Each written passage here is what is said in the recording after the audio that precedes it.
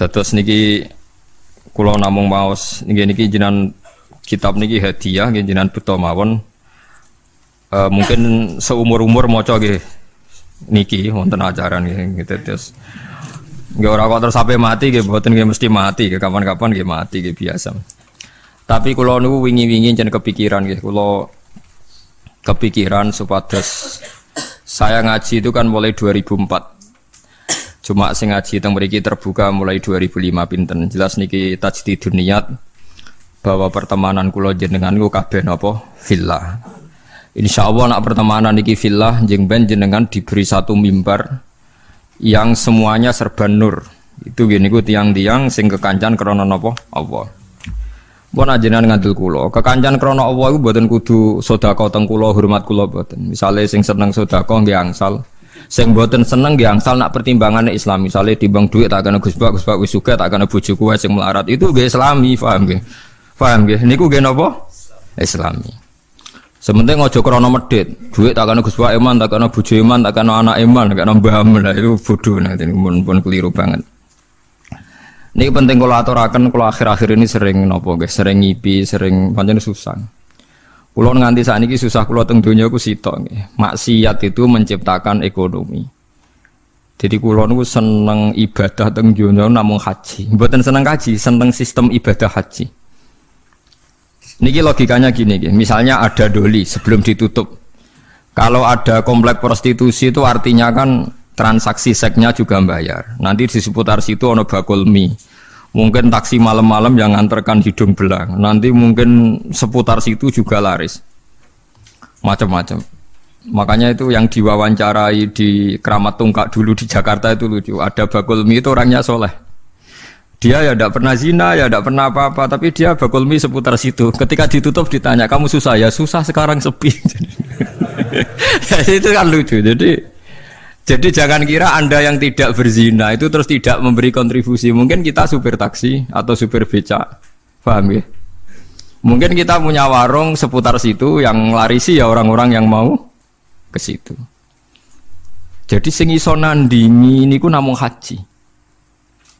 Haji itu satu-satunya ibadah sing iso nandingi gemerlap ibadah maksiat. Orang datang ke Las Vegas itu hanya berapa? Yang datang ke Hollywood hanya berapa? Tapi kalau yang datang di haji itu melibatkan ada hotel, ada catering, uangnya triliunan. Yang dikorupsi di Indonesia saja apa? Triliun. Artinya satu ibadah yang ibadah tapi nyiptakno apa? Ekonomi. Selama ini ekonomi itu masih kalah dengan maksiat. Ayo penjualan tas bebek kondom kathah pundi. Yang bisa nandingi itu hanya apa? Haji. Bahkan saya diceritani teman-teman itu yang hidup, yang sekolah di Italia itu. Vatikan itu paling susah itu mikir haji karena kota suci Roma itu tidak serame apa Ka'bah. Sama padahal agama Kristen itu lebih banyak. Artinya orang Kristen lebih banyak, lebih mapan. Tapi kok tetap rame Ka'bah ya, soalnya Ka'bah kok rame Ka'bah. Itu udah hanya musim haji.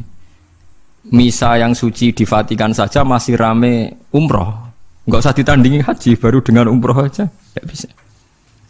Bahkan penerbang-penerbang dari Inggris dari mana-mana itu nggak bisa membayangkan kalau di dunia ini tidak musim haji, karena surplusnya para pebisnis pesawat itu ya pas musim haji. Itu kan banyak tuh yang pesawat dari Prancis, Inggris terus dilapi Garuda, dipiloti Prancis berangkat, tapi tetap supirnya saking budi Prancis. Lalu sadaqallahul azim ketika Allah dawuh ja'alallahul ka'batal Baitul Haram qiyamal linnas. Allah mboten dawuh qiyaman lil mukminin tapi qiyamal linnas. Jadi Ka'bah itu akan diciptakan Allah sebagai qiyaman linnas, saka gurune manusa. Karena sekarang sistem perdagangan di dunia itu termasuk faktori hidup itu karena musim haji dan apa? Umrah. Nah, itu kita harus syukur. Ada ibadah sing ngasilno apa? Duit. Karena banyak maksiat yang sudah menghasilkan apa? Duit. Jadi kula suwun jenengan seneng kula seneng jenengan kabeh napa fillah. Fillah iku pokoke kabeh perhitungane faktor Allah Subhanahu wa taala. Niki sing terakhir kula tutup ngangge ilmu akidah nggih, masalah niki mawon. Nomor kalih itu hanya ulama yang tahu kenapa kita mencintai Allah. Dan ini saya tidak bikin-bikin. Saya berkali-kali nggih belajar kitab kados Bukhari, Muslim, mulai hadis sahih sampai sing dhaif, sampai setengah maudhu, sampai hadis enggak jelas mbok maudhu mbok napa sahih. Tapi kata Imam Ghazali ngendikan begini, dan saya percaya karena ini real nyata. Wa a'dhamu, sampai saya hafal karena makalah ini dikutip Abu Hasan Asyadili. Semua ulama mengutip makalah ini. Wa a'dhamu ulumil Qur'an fi asma'ihi ta'ala. Jadi saka guru ilmune Quran namung setunggal ketika mensifati Allah. Saja, ada katanya saja. Lainnya itu karena menjelaskan manusia. Misalnya begini, ini contoh gitu, terutama kanca-kanca sing hafal Quran. Misalnya Allah hanya dawuh datar gitu. Wa huwal ladzi yuhyi wa yumit. Wa huwa ta Allah wa alladzi dzat yuhyi kang maringi urip sapa Allah, wa yumitu lan maringi mati sapa Allah. Wa huwal ladzi yuhyi wa yumit. Itu kalau orang-orang alim yang baca itu nangis. Nangisnya begini. Ketika sudah ada manusia begini, ada Mustafa, ono Ruhin, ono manusia-manusia ngeten iki. Terus kita akan bilang, manusia iku iso urip nak nganggo jantung, nganggo paru-paru. Manusia iku iso urip nak uteke gak remek, gak diklindes truk. Nak jantungnya oke, itu benar. Karena sudah kadung jadi begini. Tapi ini ilmu yang ditopang adat, karena manusia ya sudah begini, maka hidupnya butuh jantung, butuh paru-paru. Tapi itu ilmu kesekian. Hakikate iku ra ilmu, iku hakikate ra ilmu. Yang kita lihat manusia urip iku butuh jantung, butuh paru-paru. Itu udah ilmu. Itu yang kita ketahui. Paham ya? Tapi nak hakikate ilmu namung setunggal. Allahu la ilaha illa huwal hayyul qayyum. Ya Allah iku sing dadi ilmu. Artinya ngene, ketika Allah gawe manusa saka pasir, ora ana jantunge, ora ana paru-parune, ora ana unsur kehidupane. Pertama manusia diciptakan dari apa? Tanah kan? Tanah itu udah ada jantungnya, ada paru-parunya, ada unsur kehidupannya. Tapi Allah bisa, wa huwal ladzi yuhyi. Karena Allah memang bisa menghidupkan. Nah, pentingnya ilmu ini penting nanti setelah kita mati jadi tanah. Kita tidak pernah janggal bagaimana Allah cara menghidupkan. Karena kita mensifati Allah bisa menghidupkan zaman kita berupa tanah. Maka Allah akan mudah lagi setelah kita jadi tanah, Allah ya akan mampu menghidupkan lagi. Lah kita ini dididik orang kafir atau orang sekuler untuk percaya paru-paru jantung, terus percayane kenemen ndas. Wis wong Islam diam-diam melok mamang pisan. Mosok wis mati suwi iso tangin neh carane piye lha iku wis lha iku musibah. Napa iku napa musibah. Lah saya itu berkenalan dengan jenengan hanya punya kepentingan itu supaya iman-iman yang faktor Allah itu hidup lagi. Ya iman-iman sefaktor Allah napa hidup lagi. Kita bilang kalau kita tidak makan mati itu yang kita ketahui, tapi itu udah ilmu. Kita nggak akan ngomong bisa hidup itu dengan paru-paru jantung, itu yang kita ketahui, tapi itu tidak ilmu. Yang benar-benar ilmu kayak wa huwal ladzi yuhyi wa yumiit. Paham sih kalau maksudnya? Nah itu pentingnya kenal ulama. Nah, kalau kamu begitu berarti benar-benar mencintai Allah, karena Allah kamu zat yang super, yang luar biasa. Nah tapi nak nyifati Allah kayak wong awam, carane urip piye tanpa jantung? Padha karo kene nakoki pangeran. Ndak iso tenan Gusti jenengan kula urip tanpa napa? Pangeran ibu takoki ngono itu kan. Lah itu termasuk al-mutahabbina fillah, orang yang mencintai ulama karena ulama lah yang bisa memuji Tuhan. Mane tiyang Yahudi, tiyang Nasrani dikritik Allah wa ma qadaru wa haqqan apa qadri. Mereka tidak bisa menghormati Allah dengan sepenuh-penuhnya sifat Allah. Karena mereka sering mengukur kekuasaan Allah ambek yang mereka lihat. Nggih, ambek yang mereka napa? Lihat. Mulane gejolkane Quran anggo jelek wong Yahudi. Orang Yahudi itu meyakini Isa itu anak zina karena Maryam tanpa bapak kok punya anak, berarti anak nopo zina. Terus dari pangeran anggap wong Yahudi jarene cerdas pikir kok. Cara pangeran yo gampang. Inna masalah Isa inta wahi kama salin nopo Adam. Nak Isa iku mokhal mergo tanpa bapak, kudune wong Yahudi luwih ingkar anane Adam. Adam malah tanpa bapak, tambah ibu. Lah ya iku pentingnya ngaji. Ngaji iku sono pembanding. Dadi kowe nak dewa-dewa no yang Anda ketahui, Anda akan jadi kafir. Meskipun gak kafir yang terang-terangan, tapi kafir diam-diam. Perkara ini meragukan kekuasaannya apa? Allah. Jadi kula niku kan delok wong nggih bingung. Aku nak ra umume wong jare ra pinter, nak kaya umume wong dadi setengah kafir. Ya memang repot jadi ulama, tapi harus berani ngomong. Nah, itu tadi makanya Imam Ghazali bilang Quran ilmu tertinggi itu ketika hanya nyifati Allah. Kata wa huwal ladzi yuhyi wa yumiit. Allah bisa menghidupkan tanpa syarat. Wa yumiit ya tanpa syarat. Jadi ya itu begitu. Misalnya begini bedanya ya. Saya bisa hidup kan karena makan, karena minum. Tapi orang Islam disuruh yakin ada makhluk Allah di sana yang kita tidak tahu, namanya malaikat. Itu hidupnya jutaan tahun tanpa makan, tanpa minum. Itu kalau ulama langsung tahu, kita dengan malaikat tidak ada bedanya. Artinya kalau Allah bikin Jibril butuh makan ya bisa. Kita dijadikan kayak malaikat tanpa makan, ya bisa. Karena ujung-ujungnya keputusan tertinggi, malaikat rah butuh mangan, ngono iku ya ora krana saktine malaikat, tapi krana kersane Allah. Kita digawe lemah ngene iki ya ora krana kita lemah ya mergo kersane Allah. Itu disebut napa wa wallazi yuhyi wa yumiit. Paham gini iki penting kula aturaken dados kula nggih mungkin hanya sekali niki mukadimai kitab ini sudah saya cek hadisnya. Ini kan kitab Ihya, terus yang terakhir itu sarahnya Ihya Sayyid Zabidi. Sayyid Zabidi itu yang mensarai Ihya. Kebetulan kalau kemarin tuh sering menghatamkan Ihya. Urut, maksudnya buatan maca acak, buatan urut. Nah, sampai kan ya ora urut, ya ora hatam. Jadi artinya umpama maca ya mungkin tahu hatam tapi ora urut. Kayak ngaji kilatan, nak ngaji hatam tapi buatan apa? Urut. Ihya itu dikarang tahun 450, beliau lahir kapundhut 505. Ora ono sing nyarai, 600 tahun enggak ada yang mensarai. Sing nembe tahun 1200 wonten sing nyarai tiang alim saking Yaman. Termasuk Sayyid dzurriyyah Kanjeng Nabi ini jenenge Sayyid Murtadho napa Az-Zabidi. Wonten sing maca Zubaidi, tapi kula nak maca Az-Zabidi. Nah, ketika saya baca itu terakhir beliau di kesimpulan pada akhirnya sing diridani Allah itu nanti hanya orang yang saling mencintai karena napa Allah. Karena ini yang menciptakan agama, kata beliau, karena ini yang menciptakan apa? Agama. Terus Sayyid Zabidi nyontohkan orang Islam yang paling fasik hukumnya gimana, ini juga ikut menciptakan agama. Ya misalnya begini ya, di Jogja misalnya kan mayoritas Islam. Masih preman ya jenenge Nur Aini engko misalnya sing wong nakal ya jenenge Solikati sebagai masih gitu. Paling ndak itu kalau ditanya masjid itu roh ya ora janggal nek wong Islam.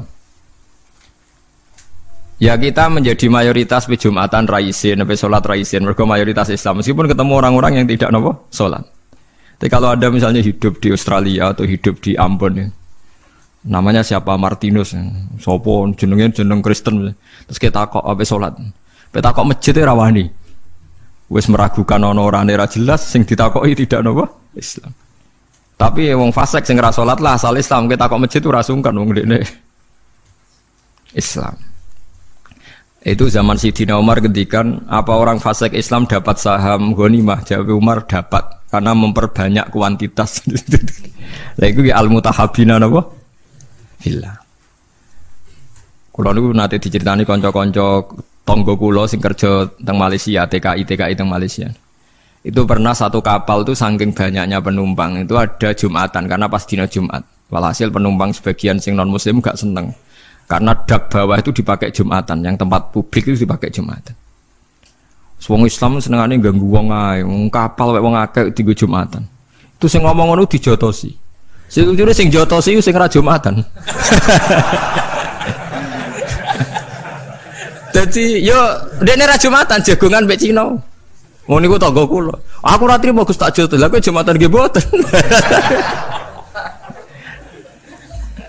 Jadi jangan kira orang Islam yang tidak Jumatan itu tidak bela yang apa? Jumatan. Kok dua iman, dua apa? Dua iman. Ya masalah Islam sing kereng-kereng ngoten niku terus saleh kok sampean nggih mboten. Nggih seru-serunan ngoten mawon, tapi nggih penting. Lane ngendikane sing aran hikam, umpama nure wong mukmin sing maksiat itu dipadangno iku tembus langit sampai akhir bumi. Iku mukmin sing napa?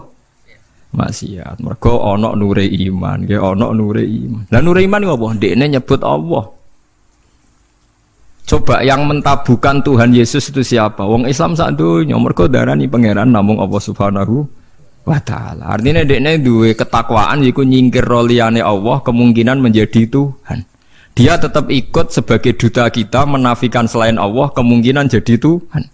Soal dekne zina, maksiat, maling, ya iku maksiat ngono wae, tapi tetep dekne membunuh orang mlakune teori non apa Islam.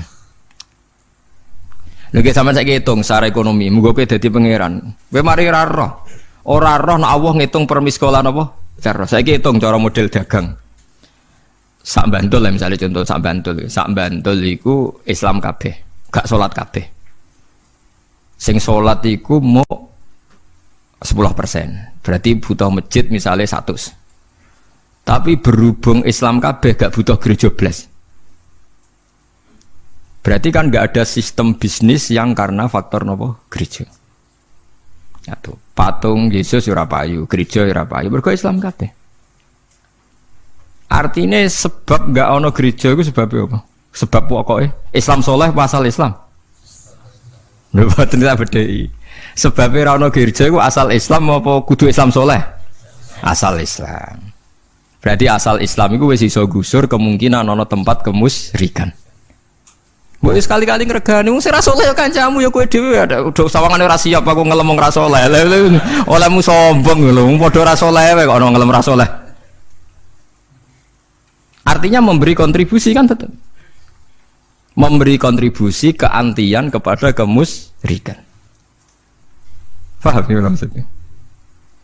Dan berjumlah itu berlipat-lipat tiap ono wong Islam berarti ngurangi populasi napa kemusyrikan. Bariku kowe dhe anak senajan ora salat. Pokoke pangeran Allah, pangeran liyane Allah gak masuk akal. Akhire anak yo muni Allah ya ora paham. Pokoke pangerane Allah. Wah kata, mulane sing diarani iman kuwi yo mok syahadatu alla ilaha illallah wa anna muhammadar rasulullah. Sing diarani. Lah, sing diarani Islam lah iku ana butuh salat barang. Lah saiki wong ku bodho masal. Mangsane iman mbek Islam ku dadi sita. Padahal sing diarani ya iman kuwi pokoke nyekyakini nek ana Allah. Lah sing diarani Islam. Lho salat itu rukun Islam ta rukun iman? Rukun Islam. Tapi nganti ya do lali padahal ngaji mulai cilik. Kalau bolak-balik dibantah kiai seputi lho Gus, wong kadung Islam kok ora salat. Iman itu rukun iman, nak salat itu rukun. Jangan nerangno kowe. Paham ya atas iman iku disebut ping pindho to nggih. Rukun iman pertama napa? Antuk mina billah. Rukun Islam pertama syahadat. Berarti kan iman nak Allah kan dua kali kan. Iman yo rukune iman yo nomor siji Allah, rukune Islam siji. Tapi mungkin nak nomor loro salat iku rukune Islam tok apa rukune iman? Rukune Islam. Nak rukune iman ono salat tok. Mboten. Berarti wong ora salat iku ijek iman ta wis ora iman. Ijek iman. Ndak sing aran hikam kuwatire. Kalau Anda benci sama orang-orang Islam sing nakal, orang Islam yang nakal ini punya kontribusi mentabukan kemusyrikan. Lho itu misalnya dulu kasus di Iran, dulu orang itu nyembah api, Wasani itu nyembah api.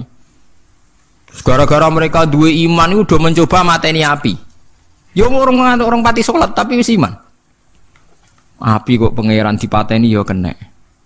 Susu sak Iran itu Islam kabeh, iman kabeh. Di Irak juga gitu, dulu percaya Harut Marut. Babylon kota tenung. Gara-gara wong do iman ilang kabeh. Begitu juga teng Jawa, baru kaya rata-rata wong Islam senajan ora salat, iman senajan ora salat, ya tetep ibadah-ibadah non muslim kan sithik kan. Iku baru kaya wong saleh apa baru kaya asal Islam? Baru kaya asal Islam. Soal mereka ndak sholat, soal mereka ndak bener ya kita bina, tapi ojo mbok anggap terus mereka kafir. Piye wae mereka itu menyumbang penghapusan simbol-simbol kekafiran. Mulane ge dadi aliran-aliran sing gampang ngafirno wong, mereka ku anti liyane Allah kok mbok napa? Mbok kafirno. Lah ngeten iki jenenge ya al-mutahabbina napa fillah.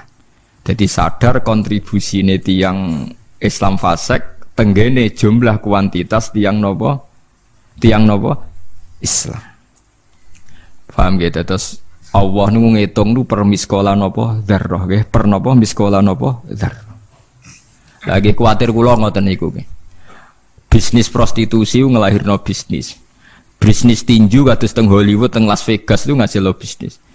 Bisnis penjualan CD porno yang ngasih lo bisnis. Ini kalau bisnis ini terlalu kuat, lama-lama dunia ini bergantung sistem maksiat. Nak sistem maksiatnya tutup, bisnisnya tutup.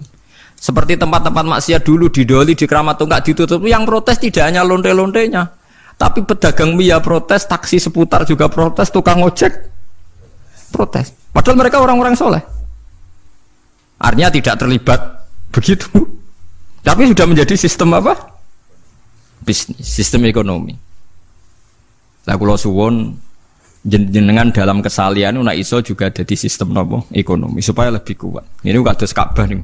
Ja'alallahul Ka'batal Baital Harama qiyamal linnas. Jadi sekarang pesawat-pesawat di dunia nak musim haji seneng mergo di order di beberapa negara Islam. Itu kalau ndak bisa bangkrut itu. Lah mesti payune. Uji antri bisa. Di kula suwun lewat ngaji niki jenengan tambah seneng teng Allah nggih, seneng teng ibadahe napa? Apa.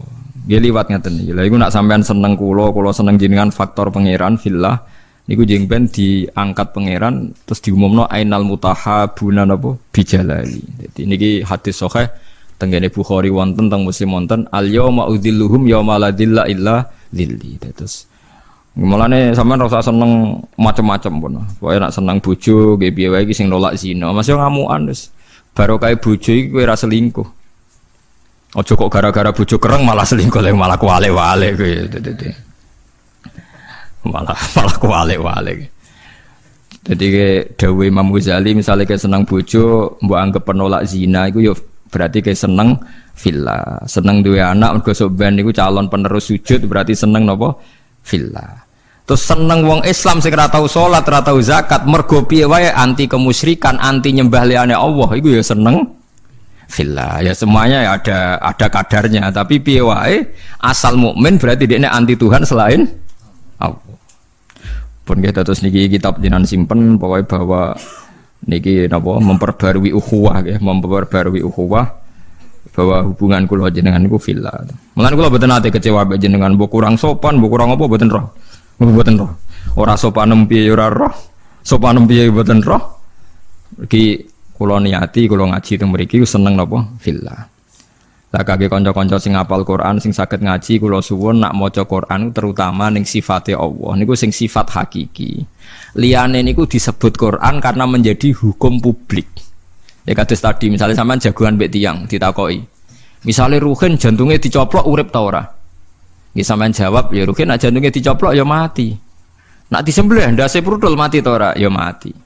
Tapi kowe ra iso nyifati Allah. Allah iso gak gawe Ruhin ndas tok urip. Tetap kita sifati sakit. Ya, tetap kita sifati sakit. Lah misalnya kita memaksakan, terus bayangno ne piye ya udah stok urip. Yo guys saiki bayangno zaman pasir dadi Nabi Adam piye?